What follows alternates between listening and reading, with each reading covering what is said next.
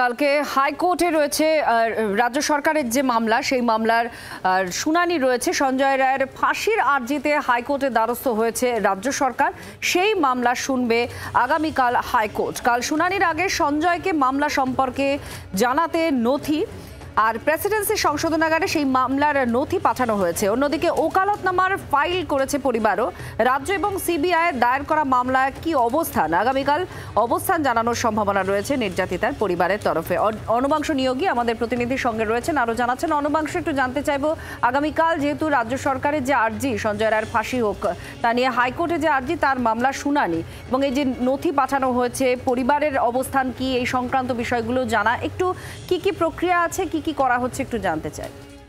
দেখো, সঞ্জয়ের ফাঁসি চাইছে রাজ্য সরকার, সেই মামলার নথি রাজ্যের প্রতিনিধি গিয়ে একদম প্রেসিডেন্সি সংশোধনাগারে গিয়েছিলেন, তিনি গিয়ে সঞ্জয়ের হাতেই দিয়ে এসছেন যে তার হয়ে বা তার বিরুদ্ধে রাজ্য কি চাইছে সেই মামলার নথি গ্রহণ করেছেন তিনি এবং তার আইনজীবী সম্ভবত আগামীকালকে কলকাতা হাইকোর্টের শুনানিতে অ্যাপিয়ার হবে। আর অন্যদিকে আমরা জানতে পারছি যে ভিকটিম ফ্যামিলি অর্থাৎ নিহতের বাবা মা তারা ওয়াকালতনামা জমা করেছে আদালতে। তার বক্তব্য এটাই যে তাদের হয়ে কোন আইনজীবী লড়বেন।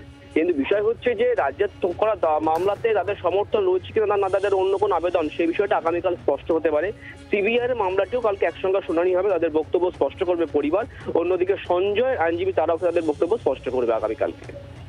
ধন্যবাদ। অনুবাংশ নিয়োগী আমাদের প্রতিনিধির সঙ্গে ছিলেন। আপনারা শুনলেন, সঞ্জয় রায়ের ফাঁসির আর্জিতে কাল হাইকোর্টে শুনানি রয়েছে রাজ্যের করা মামলার, এবং সেই মামলার নথি সঞ্জয় রায়ের কাছে পৌঁছানো হয়েছে প্রেসিডেন্সি সংশোধনাগারে। অন্যদিকে ওকালতনামা ফাইল করেছে পরিবার। রাজ্য এবং সিবিআই দায়ের করা মামলায় তাদের কি অবস্থান সেটা জানানোর সম্ভাবনা রয়েছে।